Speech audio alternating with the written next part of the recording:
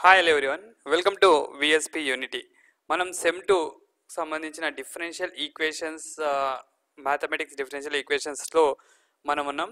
మన top 30 important క్వశ్చన్స్ని ఇవ్వడం జరిగింది. అది ఫస్ట్ వీడియో ఉంది. అందులో ఉన్న టాప్ 30 ఇంపార్టెంట్ క్వశ్చన్స్ని మనం డైలీ ఒక్కొక్క ప్రాబ్లం డిస్కస్ చేస్తున్నాం.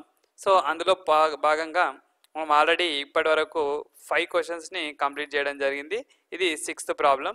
ఈ ప్రాబ్లమ్ని డిస్కస్ చేసే ప్రయత్నం చేద్దాం. సో మనం ఇంతకు ముందు వరకు ఇంటర్కి సంబంధించిన బేసిక్ కాన్సెప్ట్స్ పైన ఉన్న ప్రాబ్లమ్స్ని డిస్కస్ చేయడం జరిగింది. అది విఎస్ మెథడ్ పైన కానీ, ఎగ్జాక్టివ్ పైన కానీ, నాన్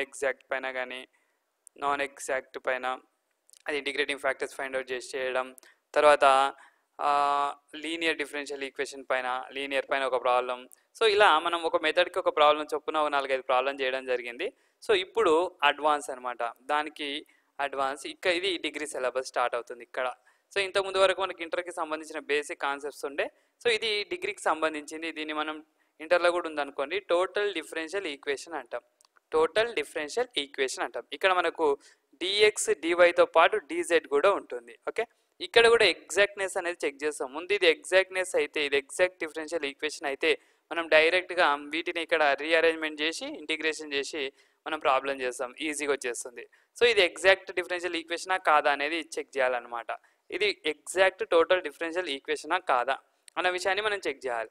ఏ విధంగా చెక్ చేస్తాం అన్నది ఈ ప్రాబ్లంలో చూద్దాం. అది చెక్ చేసిన తర్వాత దాన్ని ఇంటిగ్రేషన్ చేస్తే, కొంచెం మాడిఫికేషన్ చేసి ఇంటిగ్రేషన్ చేస్తే మనకు కావాల్సిన రిక్వైర్డ్ జనరల్ సొల్యూషన్ రావడం జరుగుతుంది అనమాట. ఓకే, సో మన ఛానల్కి ఎవరైనా ఫస్ట్ టైం వచ్చిన వాళ్ళు ఉన్నట్లయితే సబ్స్క్రైబ్ చేసుకోవడం మాత్రం మర్చిపోకండి. వీడియోని ఎండ్ వరకు చూసే ప్రయత్నం చేయండి. వీలైనంత మందికి మన వీడియోని షేర్ చేసే ప్రయత్నం చేయండి. ఓకేనా? మనకి ఏదైనా డౌట్స్ ఉంటే కింద కామెంట్ సెక్షన్లో కామెంట్ చేయండి. మనం ఈ వీడియోలోకి ఎంటర్ అవుదాం. రైట్, సో ఇచ్చిన క్వశ్చన్ని మనం ఒకసారి రాసుకున్నట్టయితే, ఒకసారి గమనించినట్లయితే, సో క్వశ్చన్ ఏముంది ఇక్కడ చూడండి. క్వశ్చన్ వచ్చేసి yz plus 2x into dx plus zx minus 2z into dy plus xy minus 2y into dz is equal to 0. So మనం ఏమనుకుంటామంటే దీన్ని ఈక్వేషన్ నెంబర్ 1 అనుకుందాం. Equation 1 is of the form, equation 1 ఎట్లుంది అనుకుంటున్నామంటే pdx plus qdy plus rdz is equal to 0 ఫామ్లో ఉంది. rdz is equal to 0 ఫామ్లో ఉంది. pdx plus qdy plus rdz is equal to 0 ఫామ్లో ఉంది. సో ఇక్కడ p వచ్చేసి yz plus 2x and q వచ్చేసి zx minus 2z and r వచ్చేసి xy minus 2y. Okay, so మనం ఇప్పుడు ఏం చేస్తున్నాం, ఇది ఎగ్జాక్ట్నెస్సా కాదా చెక్ చేయాలి. ఓకే, దీనికి ఆక్సిలరీ ఈక్వేషన్ అంటాం. Auxiliary equation of given differential equation ఏమవుతుంది, pdx plus qdy plus rdz is equal to 0. Compare చేస్తే p ప్లస్లో q ప్లస్లో r ప్లస్లో వచ్చింది. So checking for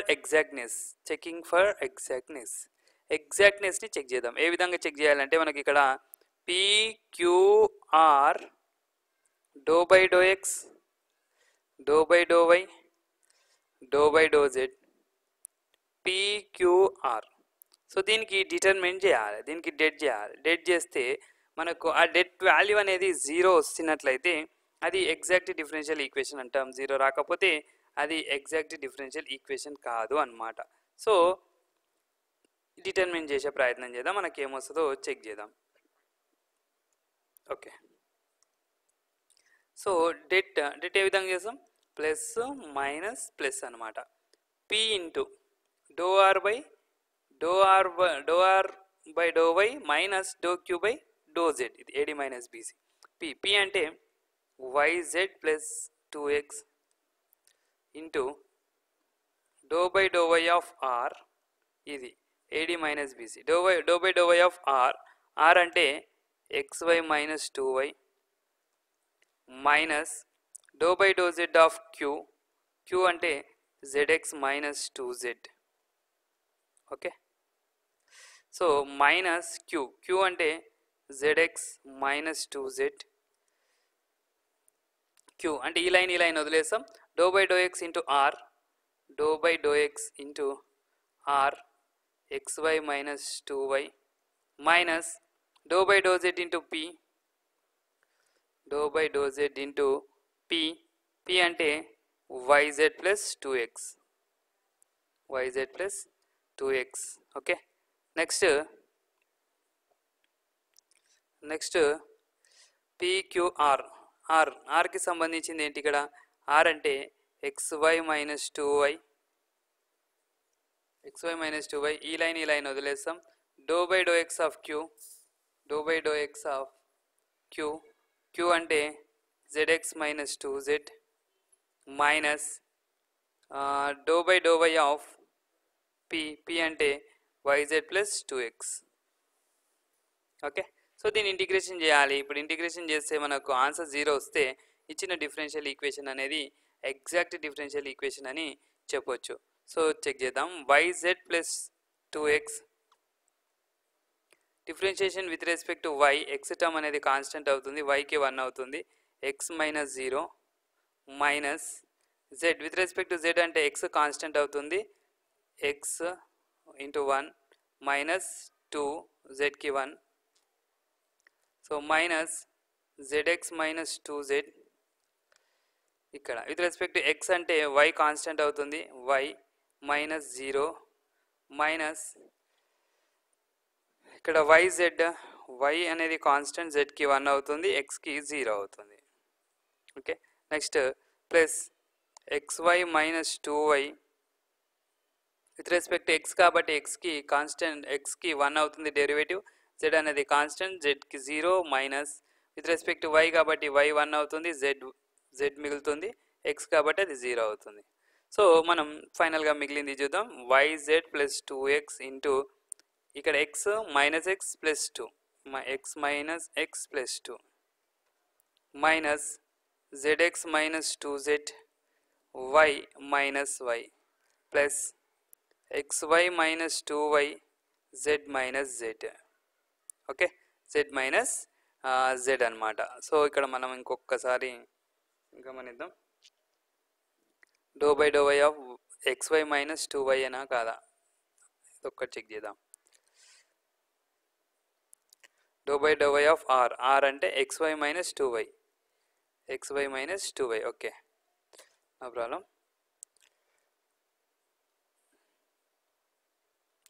so right, z minus z 0, ఇది మొత్తం 0, y మైనస్ y 0, ఇది మొత్తం 0, x క్యాన్సల్, ఈ 2 దీనికి మల్టిప్లై చేద్దాం, 2yz plus 4x, right, 2yz plus 4x.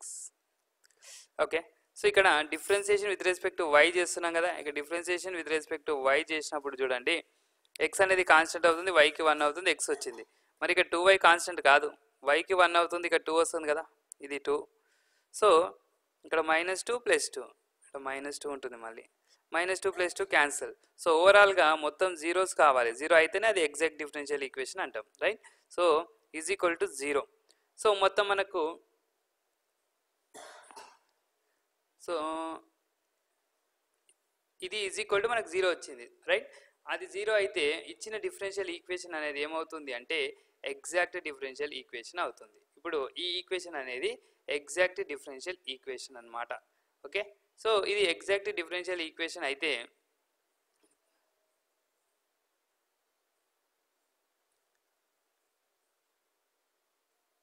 Okay, ఈ డిఫరెన్షియల్ ఈక్వేషన్ అనేది ఇప్పుడు ఎగ్జాక్ట్ డిఫరెన్షియల్ ఈక్వేషన్ అయింది. ఇచ్చిన ఈక్వేషన్ ఎగ్జాక్ట్ డిఫరెన్షియల్ ఈక్వేషన్ అయితే మనం దీన్ని కొంచెం మాడిఫికేషన్ చేసుకోవాల్సి ఉంటుంది. ఆ మాడిఫికేషన్ చేసుకున్న తర్వాత ఈ క్వశ్చన్ని ఒక్క నిమిషం అండి,